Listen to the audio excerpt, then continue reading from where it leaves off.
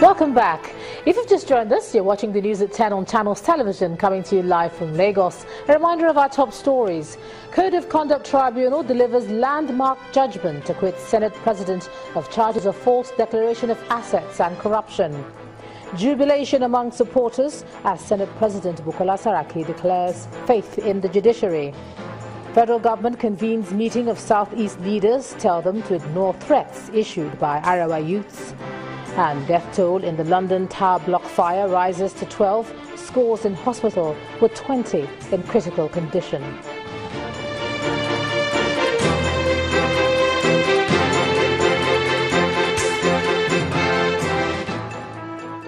Now, for more on our top stories and others, please visit our websites channelstv.com and youtube.com/channelsweb. And log on to m.channelstv.com to watch us on your mobile device, or download the Channels TV app for Android, iOS and Windows devices from their respective stores. The Channels TV and Channels 24 apps will give you access to news and updates. You also have access to the Eyewitness feature, with which you can share those pictures, videos or news of happening.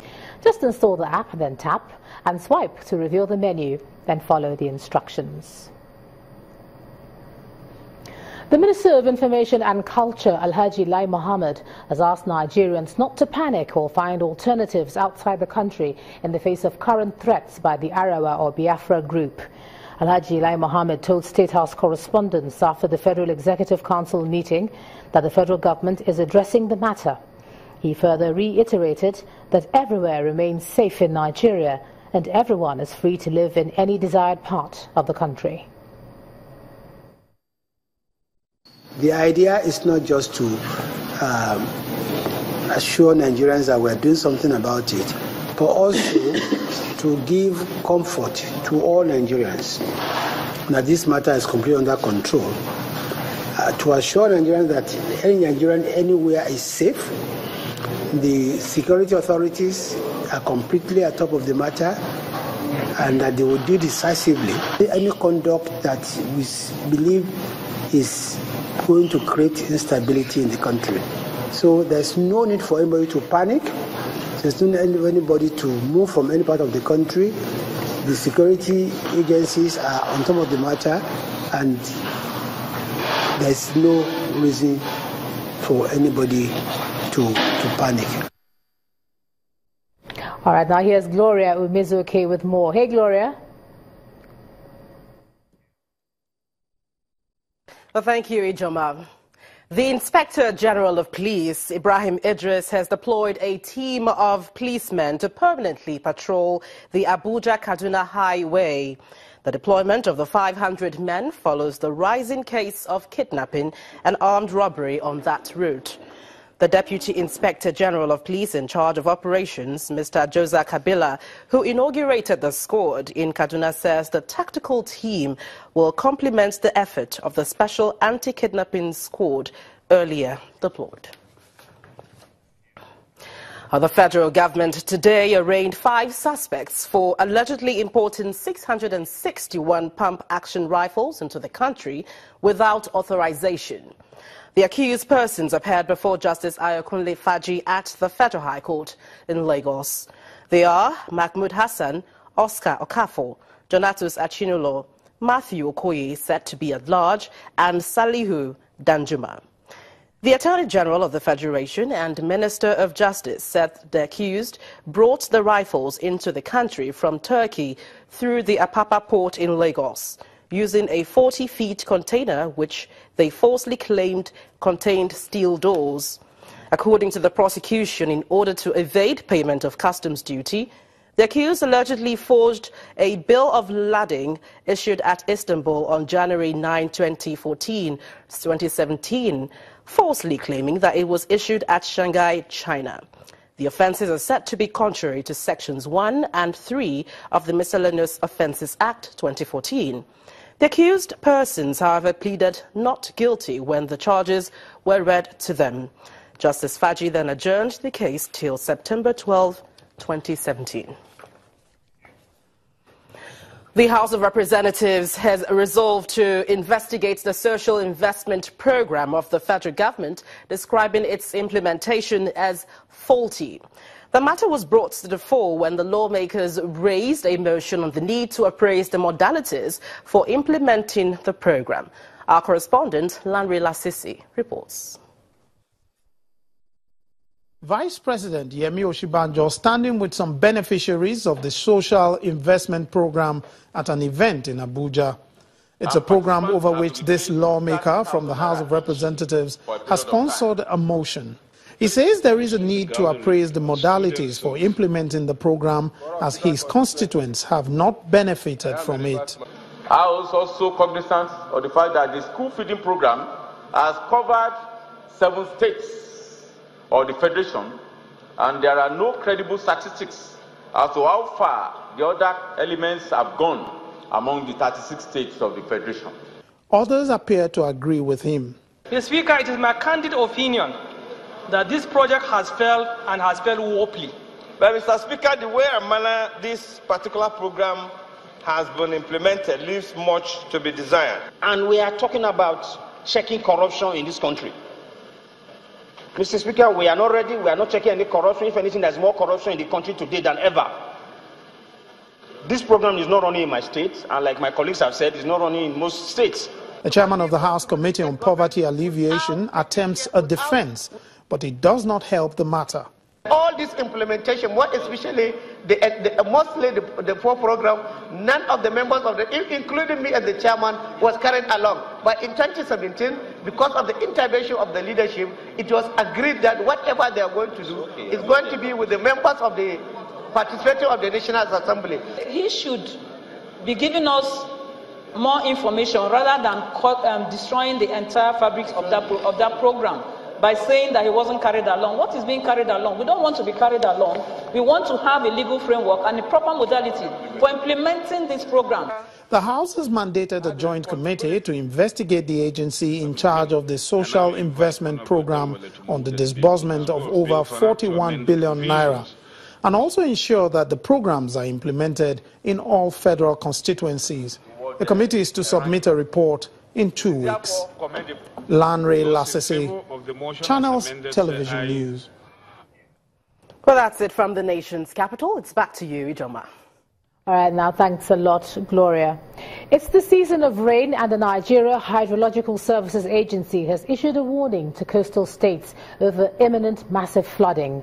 Accompanying this warning is an advice to the states to prepare adequately by constructing large earth dams, reservoirs, artificial lakes and buffers to reroute the floodwaters.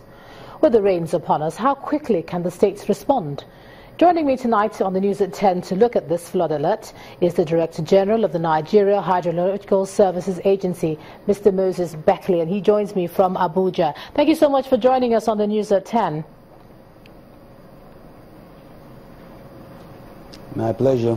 Now, tell us a bit more about the danger that you saw before you gave this alert, this flood alert.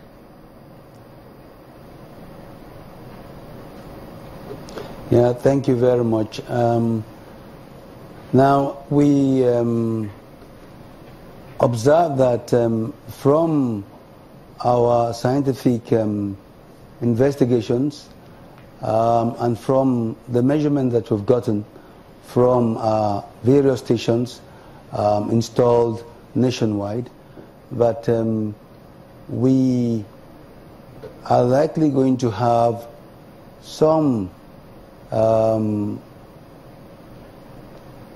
high rainfall in the country. As a matter of fact, we are expecting to have an average of over 1,000 billion cubic meter of water, to come down as precipitation. And out of these, over 700 will be evaporated.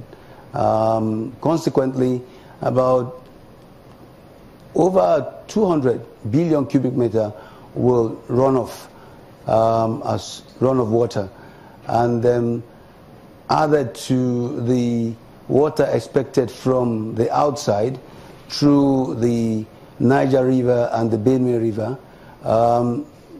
which would total about, say, over 80 billion cubic meter of water. That, of course, would give us a cumulative quantity of, say, over 300 billion cubic meter of water. And then with that, we hardly can make use of, say, 50 billion cubic meter of that water. As a result, we eventually would have, like, say, over 200 billion cubic meter water emptying into the Atlantic. For those... and the amount of runoff to expect, therefore, is something that is worrisome, and that is why we are alerting the nation. Of course, the nation has 7 highlands, and these highlands influence the movement of this water because they constitute the headwaters, and these would flow down to the major channels. And sometimes you have the contribution from the tributaries, which of course add up and consequently can constitute some havoc, some danger. But can I just ask going you by briefly? the modeling that we have carried out. Sorry to have to come in there. Can I just ask briefly, if you're talking about the sort of water and the sort of expectation of water that, you know, in the next couple of months, let me put it that way, how come the warning is coming now? And you've asked state governments to build dams and etc. Are they going to be able to do that soon enough before the water comes? Briefly now, sorry.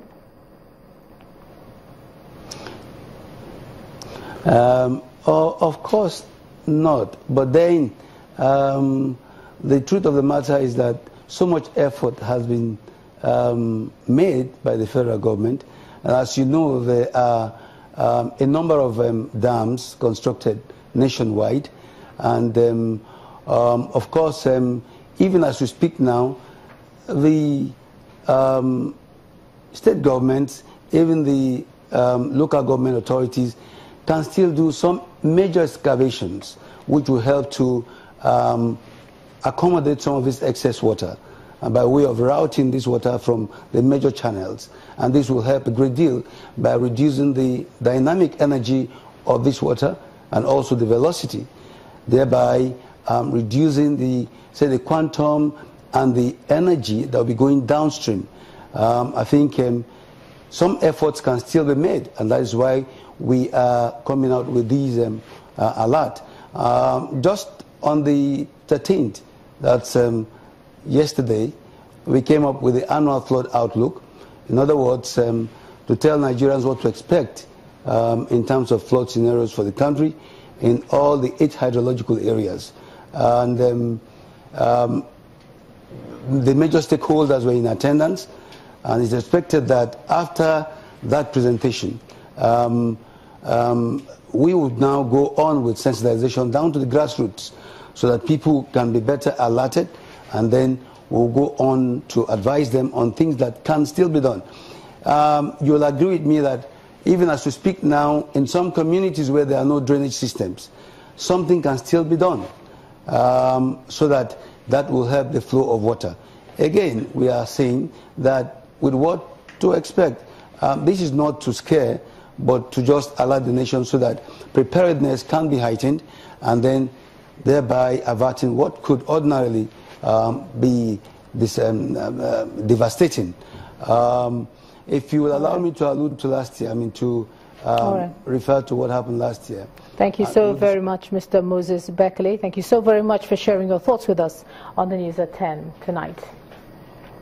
And when the News at 10 returns, Dangote Industries asks federal government to upgrade mining sector regulations in order to encourage private sector investments. That's business news. We join us again.